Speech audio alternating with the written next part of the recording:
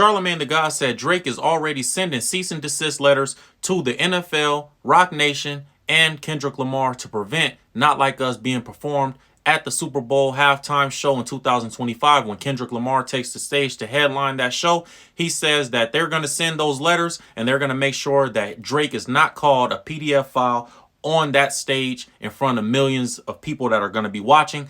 Charlamagne the God says this, and I'm going to show you guys what he had to say about it, and then we'll get back into my breakdown and how I feel about this situation. This is what Charlamagne said. Check it out. Like us into the ground. So if he does Not Like Us at the Super Bowl, I want the opening chords, the and then just the hook and move on. Oh, you don't want to probably going to stop at A minor, had the whole crowd singing, then he'll go to the next song. And let me tell you something. What? If you think that the NFL and Roc Nation and a bunch of other people didn't get a whole bunch of legal letters yesterday from people with owls as their stamp on, yeah,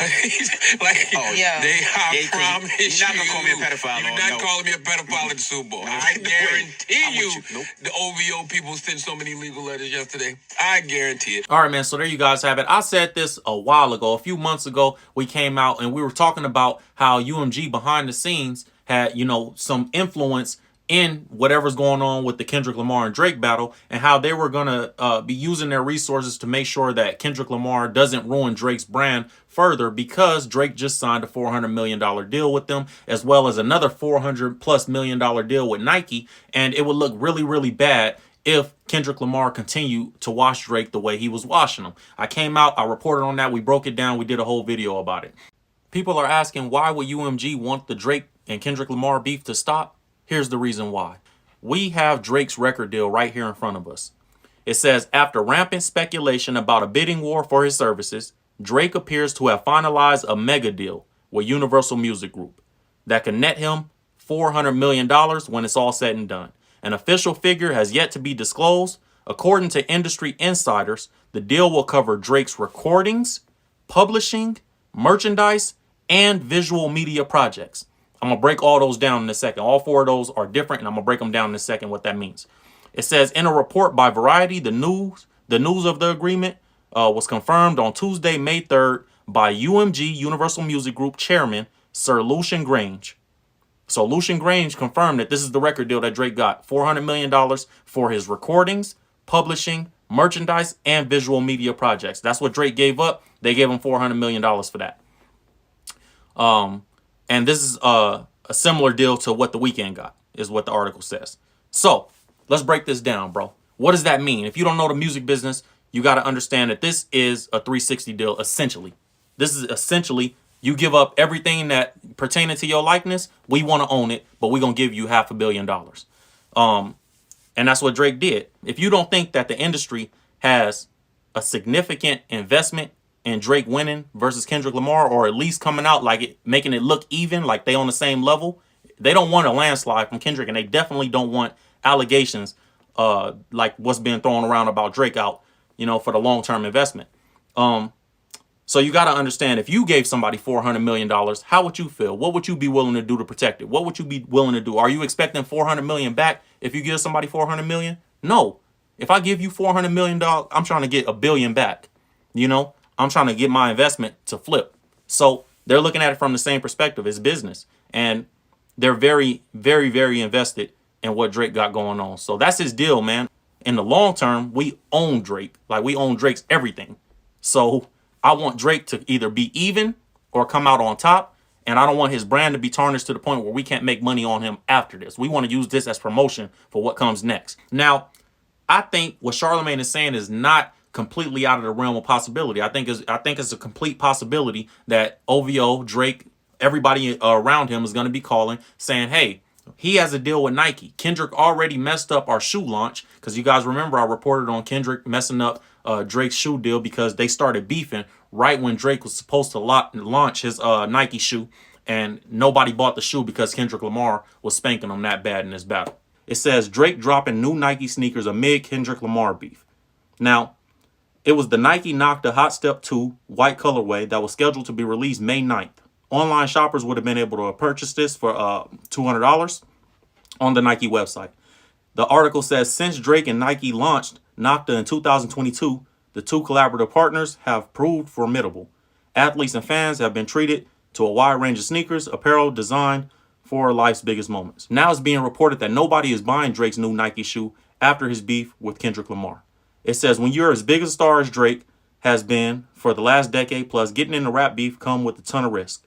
Many people and brands have invested millions of dollars into Drake's talent and career. That's not just the case on the music side. Brands like Nike have endorsed the Toronto pop star through the years. Right now, that endorsement isn't looking so good.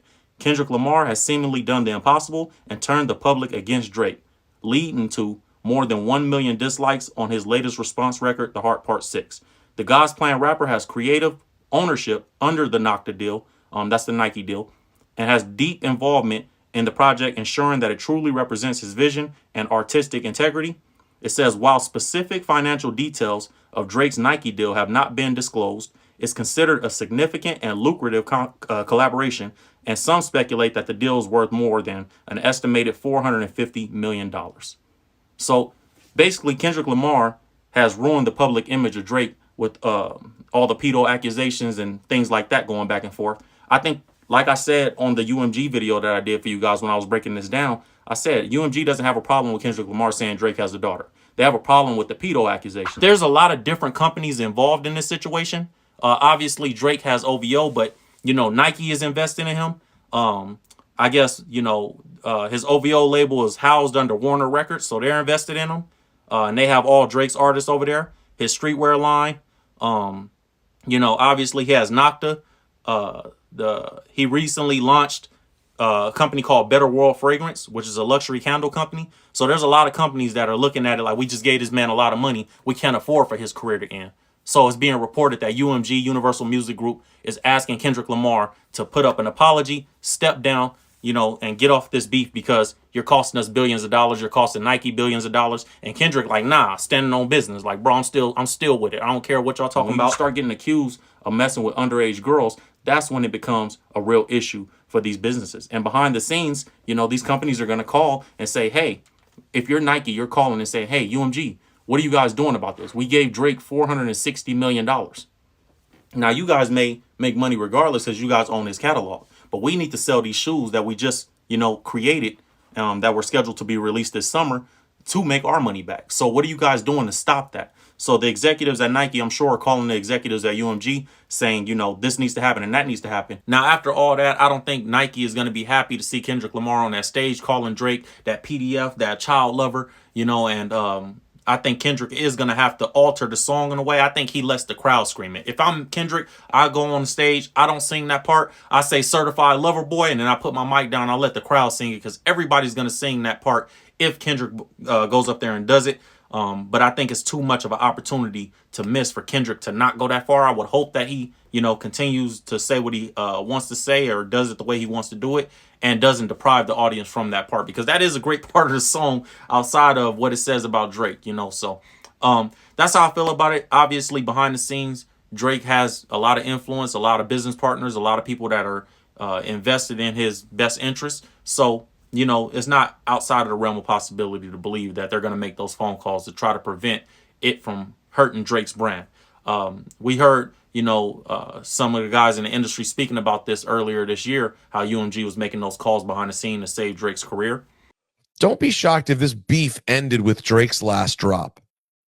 Not because he lost, but his corporate partners, Nike, NFL, NHL, are all probably getting nervous about the perception of the things being said. I don't even think they have to say it. I think Drake's team's smart enough to go, we're about to with the money.